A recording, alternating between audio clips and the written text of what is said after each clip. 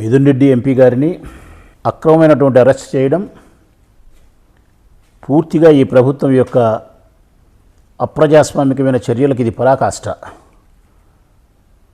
దాదాపుగా సంవత్సరం 13 నెలల కాలం నుంచి ఈ కూటమి ప్రభుత్వం ఏర్పడినప్పటి నుంచి చంద్రబాబు నాయుడు గారు ఒకే ఒక లక్ష్యం పెట్టుకున్నారు. వైఎస్ఆర్ కాంగ్రెస్ పార్టీలో ఎవరైతే ప్రధానంగా జగన్మోహన్ రెడ్డి గారికి చాలా ప్రధానంగా నమ్మకంగా విశ్వాసంగా ఉంటారో, బలమైనటువంటి నాయకత్వం ఉంటుందో, వాళ్ళందరినీ కొన్ని పేర్లు సెలెక్ట్ చేసుకొని వాళ్ళకు అవమానాలు చేయడము, జైళ్ళకు పంపడము, బెయిల్ రాకుండా ఆపే ప్రయత్నం చేయడం, కక్ష సాధించే ప్రయత్నం చేయడం, మానసికంగా వాళ్ళను శారీరకంగా వేధించే ప్రయత్నంలో భాగమే ఈరోజు మిథున్ రెడ్డి అరెస్ట్ కూడా. ఇప్పటి వరకు లిక్కర్కు సంబంధించిన కేసులో దాదాపుగా 6 మందినో 7 మందినో అరెస్ట్ చేసినప్పటికీ ఈ కేసుకు సంబంధించి ₹1 కూడా వాళ్ళు డబ్బు సిట్ అధికారులు పట్టుకునేది కానీ, ₹1 డబ్బును సీజ్ చేసినది కానీ, ఒక సరైనటువంటి సాక్ష్యాన్ని ఆధారాన్ని సేకరించినది కానీ లేదు.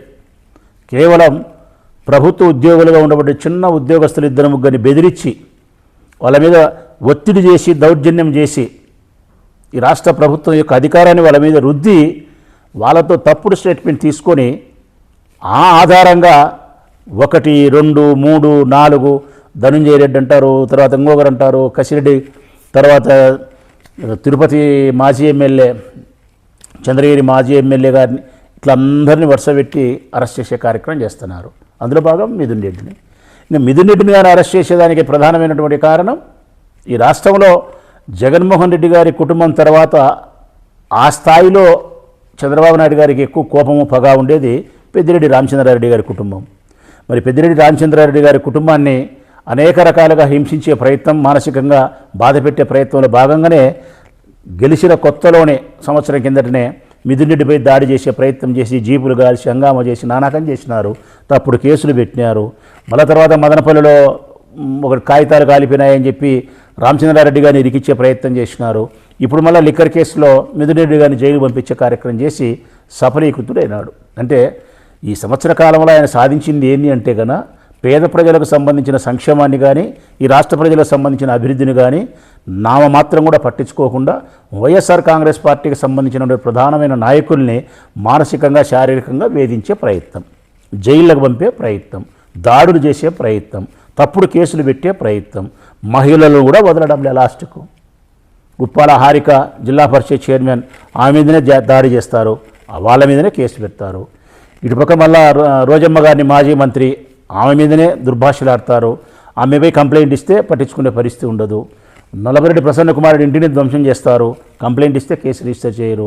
ఒక్కటేమిటి, విడుదల రజనీని అనేక రకాలుగా మహిళలను వేధిస్తూ ఉన్నారు.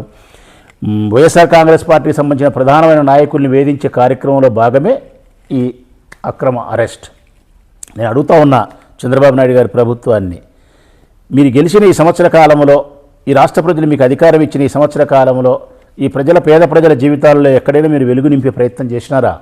లేదు. మీరు చేసింది ఒక్కటే, వైఎస్ఆర్ కాంగ్రెస్ పార్టీ కుటుంబాలకు సంబంధించిన వాళ్ళల్లో దుఃఖాన్ని మిగిల్చే ప్రయత్నం, తప్పుడు కేసులు పెట్టే ప్రయత్నం, జైల్లో పంపే ప్రయత్నం చేస్తున్నారు. ఇప్పటివరకైతే మీరు జైళ్ళకే పరిమితం చేసినారు. ఇంకా కొన్నాళ్ళు పోతే కన్నా జైళ్ళకు కాకుండా వ్యక్తులపై దాడి చేసే కార్యక్రమాలు కూడా పోతారు. వ్యక్తులను తుదముట్టించే ప్రయత్నానికి కూడా మీరు ప్రయత్నం చేస్తారనడంలో ఏమాత్రమే కానీ అనుమానం లేదు. దుష్టమైనటువంటి చెడ్డ సాంప్రదాయానికి తెరదీసినారు మీరు. ఈ రాష్ట్రంలో పాలన అటకెక్కించినారు.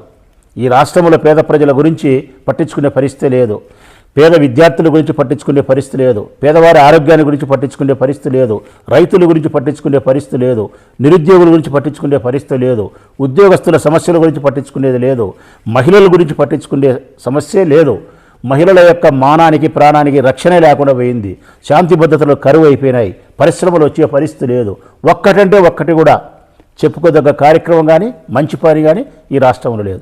18 లేచిన నుంచి మరో చోట వైఎస్ఆర్ కాంగ్రెస్ పార్టీకి సంబంధించినటువంటి నాయకులను అరెస్ట్ చేసినామనో, లేకుంటే మన మీద దాడి చేసి నరికినారనో, చంపినారనో, అవమానం చేసినారనో, ఇటువంటి కార్యక్రమాలే 18 లేచిన నుంచి మీడియాలలో మనం పేపర్లో చూసే పరిస్థితి తప్ప ఈ అభివృద్ధి చేసినామనో, ఇక్కడ ఈ టెంకాయ కొట్టినామనో, ఈ భూమి పూజ చేసినామనో, ఈ రాయి పెట్టి నిర్మాణం చేస్తామనో ఏమాత్రమే కానీ లేదు. మిథున్ రెడ్డి గారి యొక్క అరెస్ట్ 100% అక్రమ అరెస్ట్. కేవలం వ్యక్తిగతమైనటువంటి పగతో పెద్దిరెడ్డి రామచంద్రారెడ్డి గారి కుటుంబాన్ని వేధించాలని చెప్పిన ప్రయత్నంలో భాగంగా చేసిన ప్రయత్నమే తప్ప మరొకటి కాదు.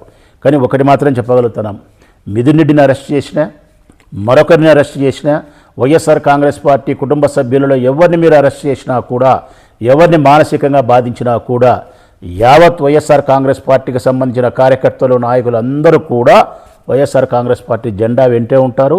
బాధపడే ప్రతి నాయకుడికి వెంట ధైర్యంగా మేము నిలబడతాం. మీ తప్పుడు కేసులకు భయపడేది లేదు, మీ తప్పుడు అరెస్టులకు భయపడేది లేదు, మీ దాడులకు భయపడేది లేదు. మిమ్మల్ని గద్దె దించేంత వరకు ఎట్టి పరిస్థితుల్లో కూడా విశ్రమించే ప్రసక్తే వైఎస్ఆర్ కాంగ్రెస్ పార్టీ ఉండదు. ప్రతి కార్యకర్త, ప్రతి నాయకుడు అరెస్టు కాబడిన నాయకునికి అండగా బాసటగా నిలబడతాం. కడిగిన ముత్యంలాగా మా వాళ్ళందరూ కూడా బయటికి వస్తారు. ఎక్కడ కూడా ఆధారాలు లేని ఈ కేసులు కోర్టులో నిలబడే ప్రసక్తే ఉండదు.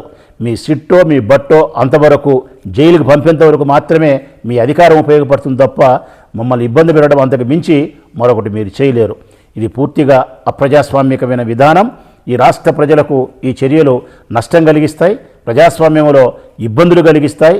మీరు ఏ విత్తనమైతే నాటినారో ఆ ఫలమే వస్తుంది. ఈ రాష్ట్రంలో ఏమైతే మీరు విత్తనం వేసినారో కక్ష సాధింపనే విత్తనం అదే పండుతుంది. 1-4 రకాలుగా మిమ్మల్ని బాధిస్తుంది.